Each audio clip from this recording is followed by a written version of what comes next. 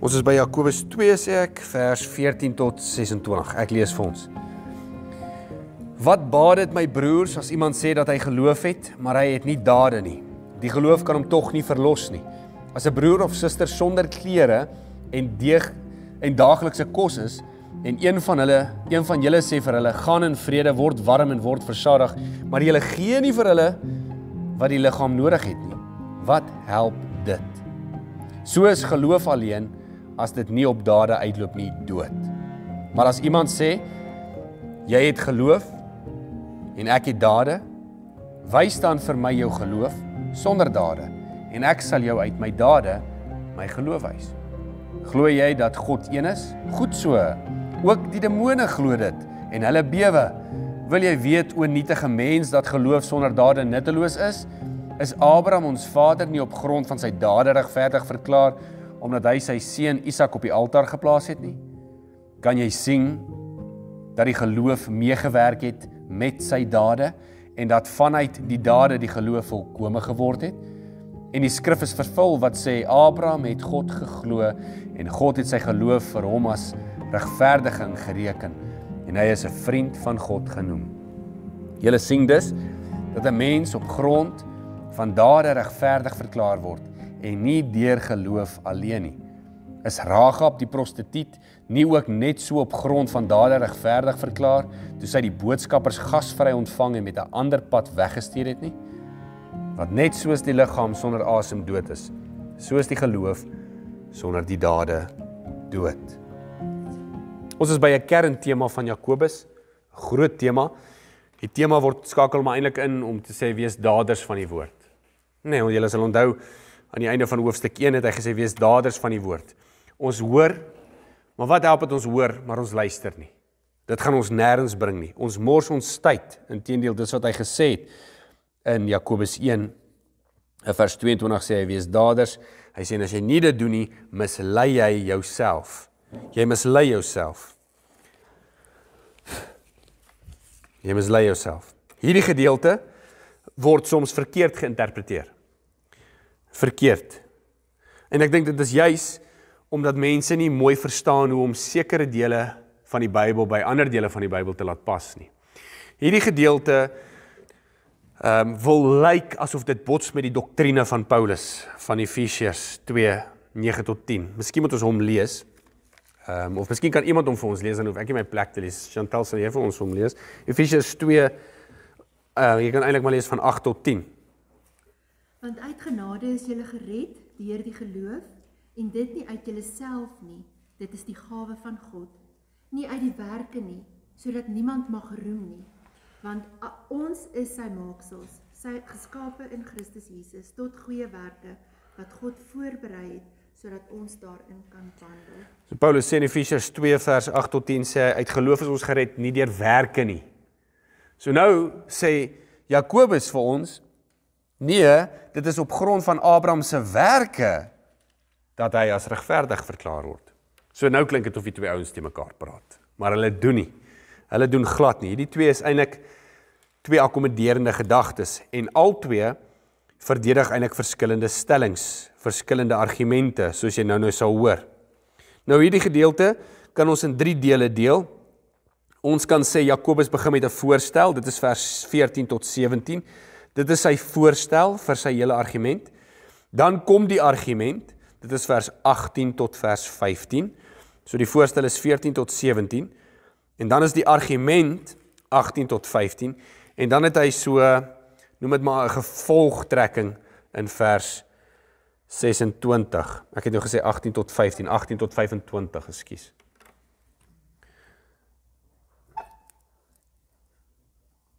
En dan het hy 'n gevolgtrekking in vers 26. Jakobus maak hierdie gedeelte duidelik, dat jou geloof jou moet dryf tot dade. Het moet. As dit nie jou dryf tot dade nie, is jou geloof dood, sê hy. Nou kom ons begin by sy voorstel. Vers 14. Hy sê, wat baat dit my broers as iemand sê dat hy geloof het, maar hy het nie dade nie. Die geloof kan hom tog nie verlos nie. Daar is 'n akiet eer daar by die. Dit beteken die geloof. Hy erken nie dat geloof sonder dade 'n geloof is nie, maar hy ontken dit ook nie. So hy sê nie, hy verwys dit na 'n tipe geloof. Maar eintlik wat hy probeer sê is, as hy sê die geloof sonder dade, hy verwys na mense wat daai tipe geloof het. So dit is nie 'n geloof nie, maar dis mense wat sulke tipe geloof het. So eintlik wat hy sê is, hy sê die tipe gelowiges. Die tipe gelowiges wat sê hulle glo in Jesus, maar hulle doen niks nie. Dit is waarvan hy praat. Dit is die voorstel waar hy vertrek. Hy sê daar is mense wat sê hulle glo in Jesus, maar hulle doen niks nie. Daai tipe gelowiges. Dit is die gehoor wie hy bespreek. En dit is mense wat sê hulle glo, maar daar word geen dade geproduseer deur die geloof nie. Nou gaan hy na vers 15 toe, en nou gebruik hy 'n voorbeeld, maar hy gebruik 'n drastiese voorbeeld, regtig. Hy sê as 'n broer of 'n suster, so hy praat van mense in die kerk. As 'n broer, 'n medegelowige. En onthou, dit is eintlik ouens wie jy veronderstel hy om lief te hê, nee, 'n broer, iemand wat saam met jou die Here dien. Iemand wat werklik sê, nie 'n wêreldse ou nie. Nie daai stukkie suurdeeg wat ons veronderstel is om te verwyder nie. Hy praat van 'n ou langs jou.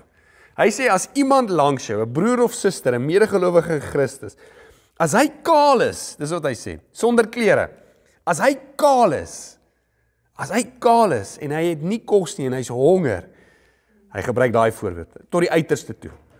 Hy oorbeklemtoon sy voorbeeld. En jy sê vir hierdie ou, gaan in vrede. Nou in daai tyd, as jy sê gaan in vrede, was 'n groet, Hebreëse groet. Ek dink oom Jan het laas keer ietsie oor dit gesê. Ek kan nie onthou nie, maar is soos die Hebreëse groet, gaan in vrede. Ons het dit ook, vrede vir jou. Nee, ek sê dit van die kans af, vrede vir jou, vrede vir jou. En jy sê nie net gaan in vrede nie, maar jy sê ook vir hom wat Jakobus hierso sê, gaan in vrede en word warm en word versadig. Ek dink in ons taal sal ons gesê het, ag, vrede vir jou. Ek hoop regtig jy kry daai stukkie brood waarvoor jy gehoop het. Dis wat jy vir hom sê. Ek hoop regtig jy kry klere. Ek hoop en vinnig, jy weet. Dis eintlik wat hy sê. So Jakobus sê, daar's iemand wat kaal is en jy sê jy het geloof en jy sê vir daai ou, seën, ek bid die Here se seën oor jou.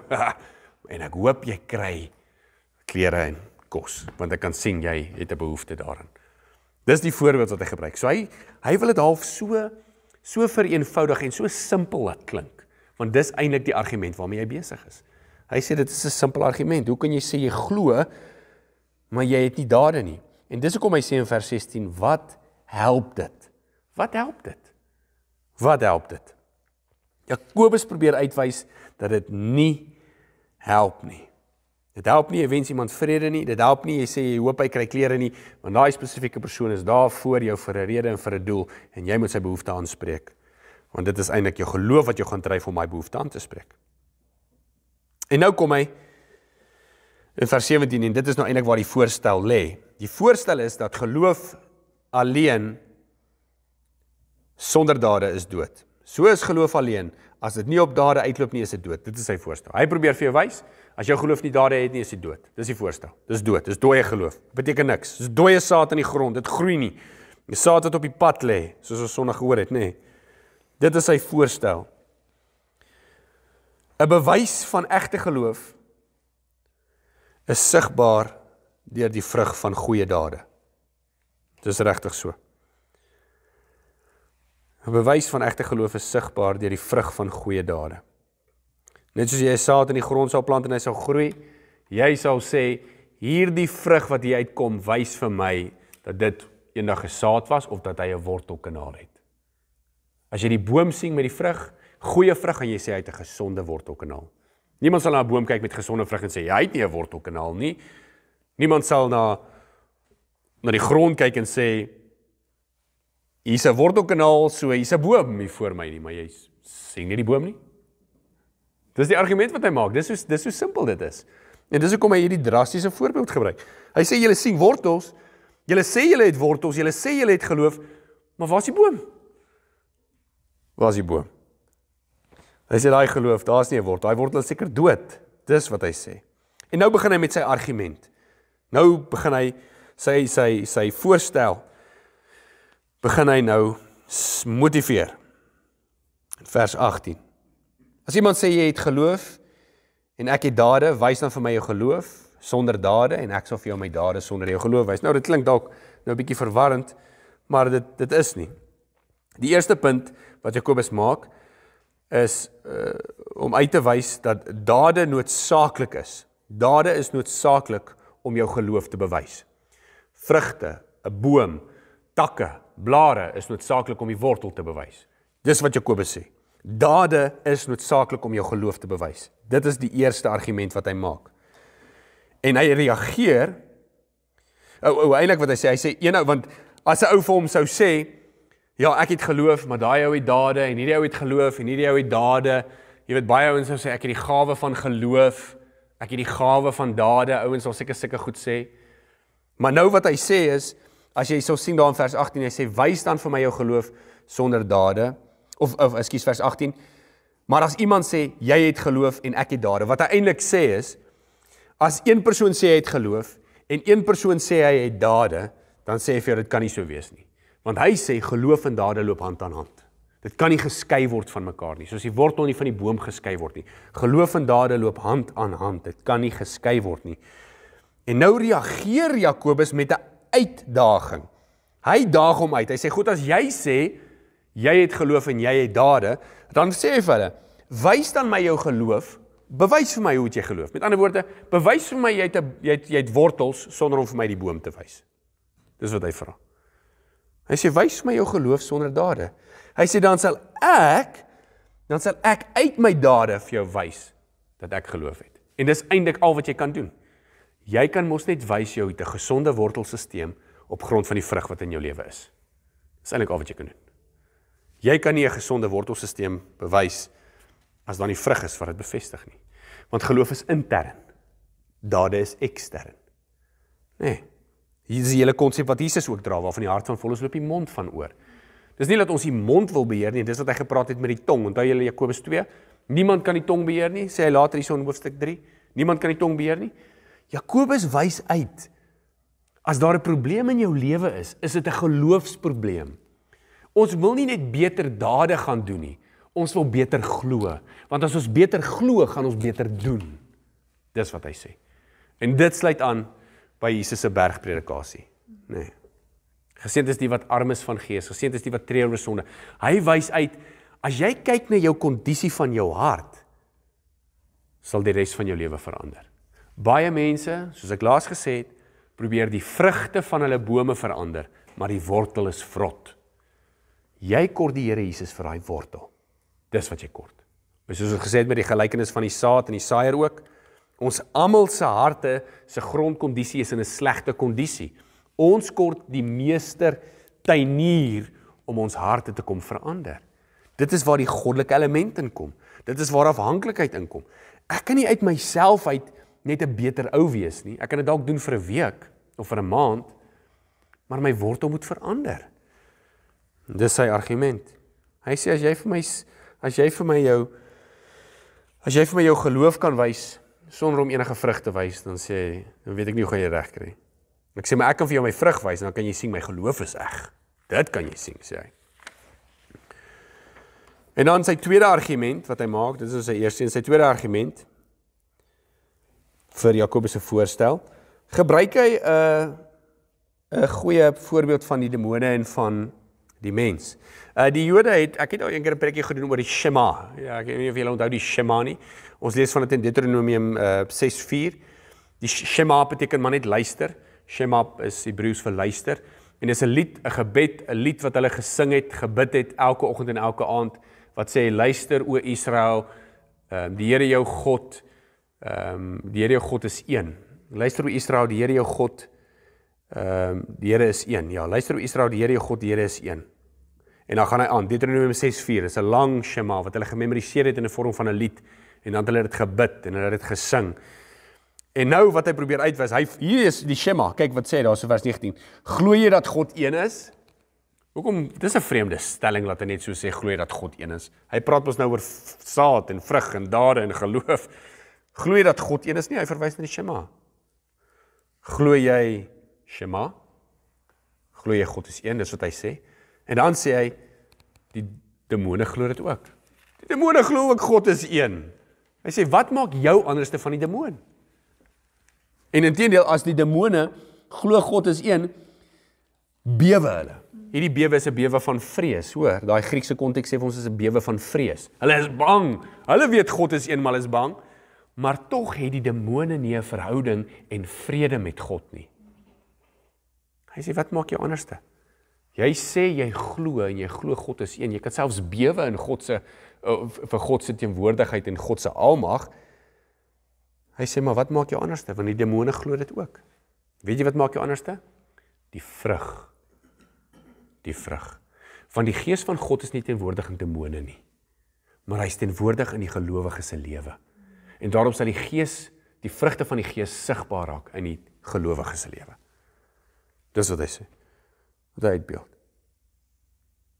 Sy derde argument, vers 20. Sê hy vir hulle, wil jy weet, o nietige mens, dat geloof sonder dade nutteloos is? So hy vra hulle nou. Hy vra, soek jy bewyse? Ek hou van daai woordjie wat hy sê, o nietige mens. O nietige mens beteken maar eintlik iemand wat 'n leë verstand het. Hulle ontbreek intellektueel. So hy probeer vir hulle sê, dit is 'n belaglike argument. Dis pateties. Hoe kan jy sê jy glo, maar daar's geen dade in jou lewe nie? Hoe kan jy sê jy's 'n Christen, maar jy het nie die vrugte van Christus in jou lewe nie? Dis wat hy sê. Hy sê dis pateties. Jy bedrieg jouself. O nietige mens beteken iemand sonder begrip. En die rede hoekom hy dit sê, is hy sê, julle sê dit, maar julle verstaan nie hierdie geestelike waarheid nie. En nou gebruik hy twee Ou Testamentiese voorbeelde om dit te verduidelik. Om te verduidelik dat mense nie hierdie geestelike waarhede verstaan nie. Die eerste voorbeeld is die voorbeeld van Abraham, toe hy Isak moes offer. Nee, julle onthou?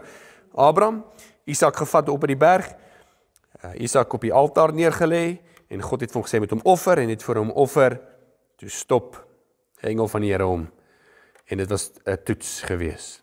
Nou ons lees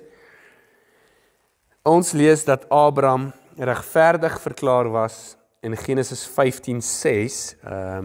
Kom ek lees hom vir julle. Genesis 15.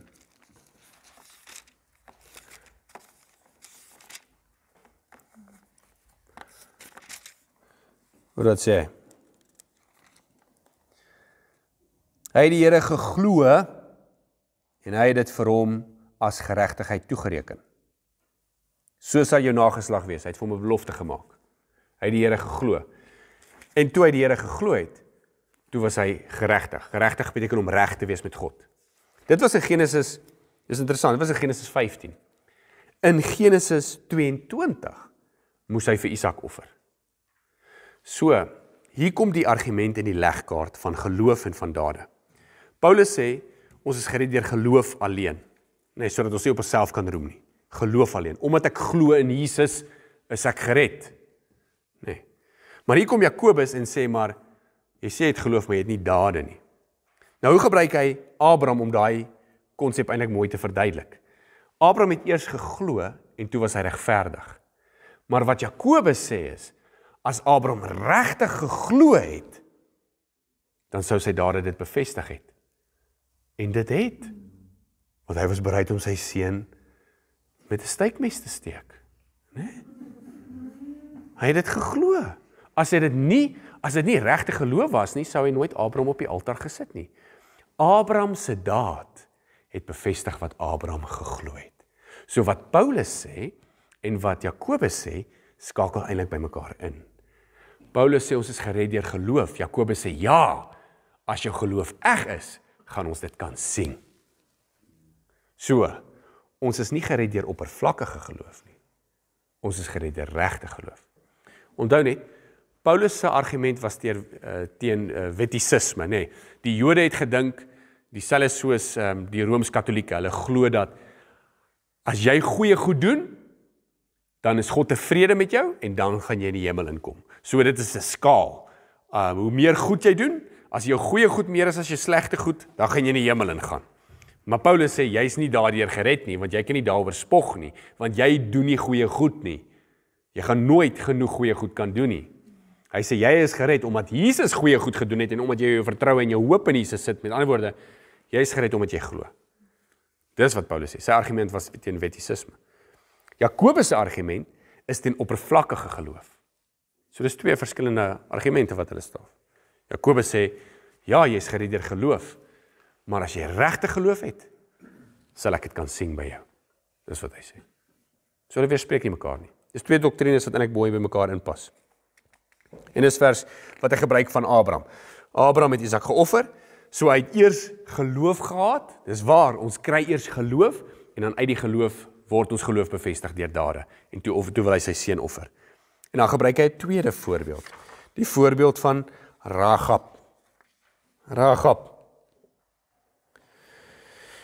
Julle sal onthou toe die spioene in die beloofde land ingekom het, toe stuur hulle toe Israel by die beloofde land aangekom het, toe stuur hulle spioene, en toe hulle daar inkom, toe kruip hulle weg, toe versteek Rahab hulle. Nou, jy moet gou besef, twee goed, Rahab het alles gehad om te verloor, want sy het in daai land gebly, sy het die huis gehad, sy was veilig, daar was niks vir haar mee nie. Dit was 'n risiko vir haar, om hierdie mense te huisves. Sy moes iets geglo het van hulle, en sy moes iets geglo het van hulle God. En sy het dit geglo. As sy mos nie geglo het, hierdie was die ware God, en God se volk nie, so sy hulle mos nie weggesteek het nie. Ek gaan nie 'n skelm wegsteek nie, ek gaan 'n eerlike ou wegsteek. Nee. Ja, ek gaan nie 'n skelm wegsteek nie. Of ek sal hom wegsteek tot hy vir my sê waar sy skat is, en dan sal ek hom oorgee. Nee, ons steek nie skelms weg nie. Rahab het geglo, nie net in Israel nie, maar ook die God van Israel. En daarom het haar daad daarvan getuig. En nie net dit nie. En hierso is hoekom dit so sappig raak vir ons. Rahab was nie 'n Israeliet nie, sy was 'n heiden, en nie net 'n heiden nie, sy was 'n prostituut. Sy was 'n heiden, sy was 'n prostituut, en sy was 'n vrou in Ou Testamentiese tyd. En tog het haar geloof haar regverdig. Maar haar geloof was eg. Vir die laaste paar maande preek ons oor hierdie tema. Dit is nie net op Dinsdae aande nie, maar is op Sondag ook. Wanneer geloof eg is, raak jou geestelike dissipline nie meer vir jou 'n plig nie, maar vir jou 'n vreugde. Dit raak vir jou vreugde. Wanneer geloof eg is, dan besef jy begin goeders doen, nie omdat jy moet nie, maar omdat die Here dit van jou verwag, en omdat jy eintlik vreugde vind in gehoorsaamheid. Selfs al kos dit jou iets. En nou kom hy by sy gevolgtrekking, vers 26. Want net soos die liggaam sonder asem dood is, so is die geloof sonder dade dood. Hy sê vir jou, jy het 'n liggaam en jy het 'n asem. Een kon nie sonder die ander nie, né? Vinkel en koriander, die een kan nie sonder die ander. Bak en teerie, né? Mina en Moe, hulle kan nie. Dis wat hy sê. Hy sê asem en liggaam. Hy sê geloof en dade. Maar hoor mooi, jy is nie gered oor hoe goed jy doen nie, en hoeveel goed jy doen nie. Jy is gered omdat jy glo. Dit is die goeie nuus. Maar as jy regtig glo, gaan jy begin doen.